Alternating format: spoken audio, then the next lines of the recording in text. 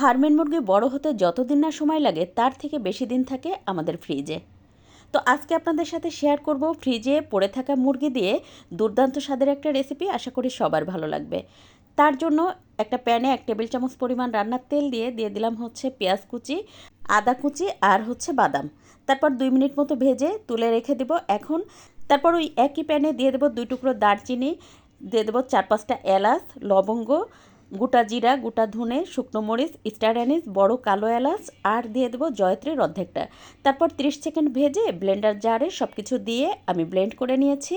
আর এখানে নিয়েছি একটা চিকেন, তার মধ্যে দিয়ে দিলাম সেই যে ব্লেন্ড করে রাখা মশলা, একটা টমেটো কুচি, স্বাদ মতো লবণ, পেঁয়াজ ব্রেস্তা আর 1 চা চামচ করে হলুদ গুঁড়া, শুকনো মরিচের গুঁড়া। তারপর সব কিছু ভালোভাবে মেখে রেখে দিয়েছি। আর এদিকে একটা প্যানে আধা কাপ তেল গরম করে দিয়েছি, একটা রসুন, গোটা জিরা আর একটা তেজপাতা।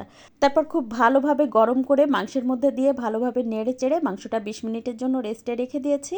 20 মিনিট পরে একটা মাটির পাতিলে দিয়ে দিলাম। তারপরে দিয়েছি কাঁচা পাকা মরিচ আর আধা কাপ পরিমাণ পানি দিয়ে একটু নেড়ে দিয়েছি। তারপরে আটা দিয়ে ঢাকনাটা খুব ভালোভাবে সিল করে 30 মিনিট মতো মিডিয়াম হিটে রান্না করে নিয়েছি। এভাবে মাটির পাত্রে যদি দমে রেখে আপনি যে কোনো ফ্রিজে থাকা মাংস রান্না করেন, খেতে তো হবে সেই স্বাদ। ভালো লাগলে শেয়ার করে রেখে দিতে পারেন, পরবর্তীতে কাজে লাগবে।